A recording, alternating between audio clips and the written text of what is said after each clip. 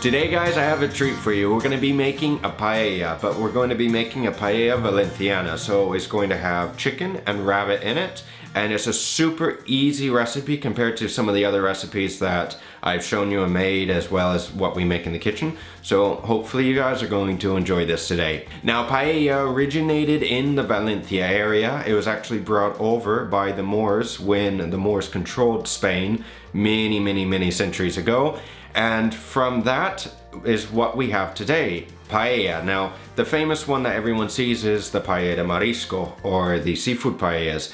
And this is what you eat when you're a tourist. You see them everywhere on the beaches, at the bars and restaurants. But the traditional paella is actually the paella Valencia, or the paella de montaña, which is with meat.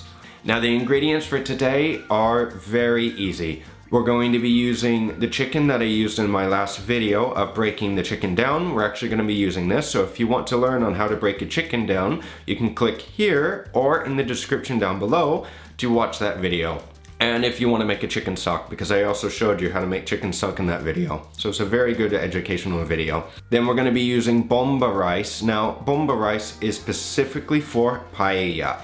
It's a Spanish rice that is only made for one thing, making paellas. And when you use it, just keep in mind that it's a 3-to-1 ratio. So you'll have to add 3 times the amount of water to the ratio of whatever amount of rice that you're going to use. I'm just going to weigh out about 100 grams more or less for today because I have a smaller paella dish.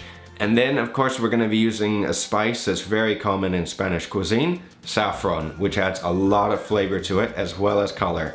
And we're going to be using some rosemary. If you can get fresh rosemary, use it instead, a sprig or 2 sprigs of rosemary. If not, well, you have to substitute.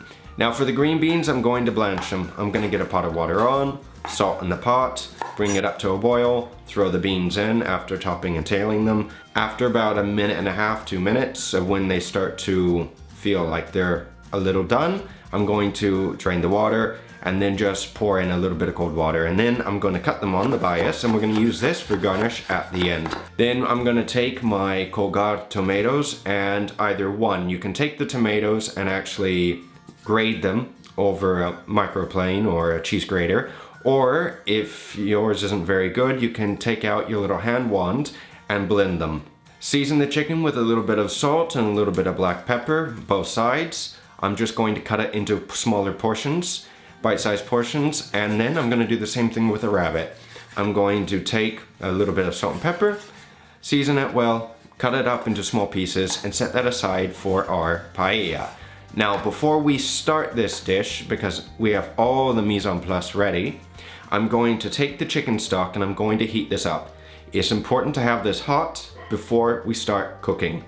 Alright, so normally I don't use an induction to actually make paella. It's better with actually using fire or gas because you have more control over it.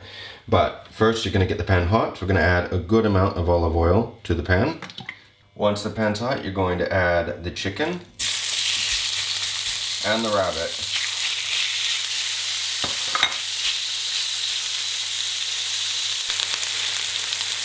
Now when you're cooking this, be sure that you put this on high heat to sear the rabbit and the chicken. Add a little bit of saffron, just a pinch. Fry the saffron a little bit. Again, this brings up more flavor. Then we're going to add the tomato sauce. You're going to let the tomato sauce reduce into more or less this consistency, and then we're going to add the rice.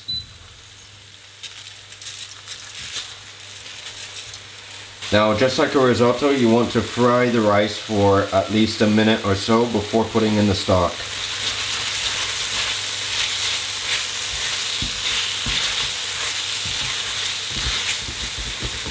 And then when it gets to about this point, after about a minute, on high heat, you're going to add the stock to it. You always want to add hot stock to the paella, just like the risotto. Otherwise, you're going to drop the temperature and it's not going to cook properly. Now, because today I don't have any fresh rosemary, I couldn't get any, I'm going to add a little bit of dried rosemary to it.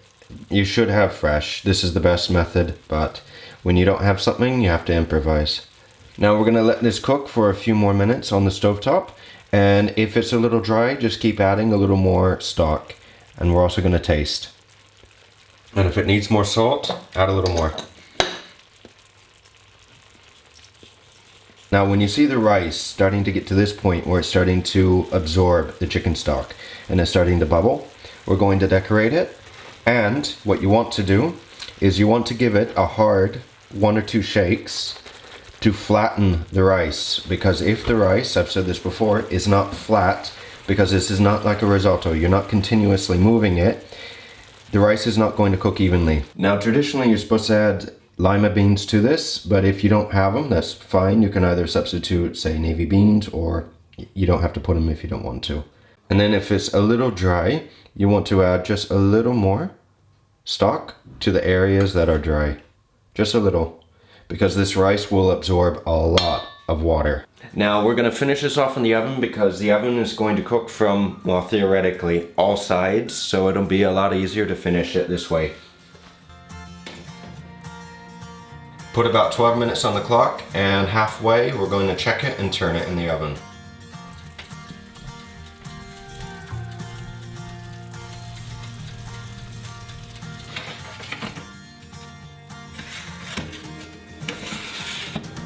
And then after it comes out of the oven, I'm just going to garnish it with a little bit of the beans and some chives.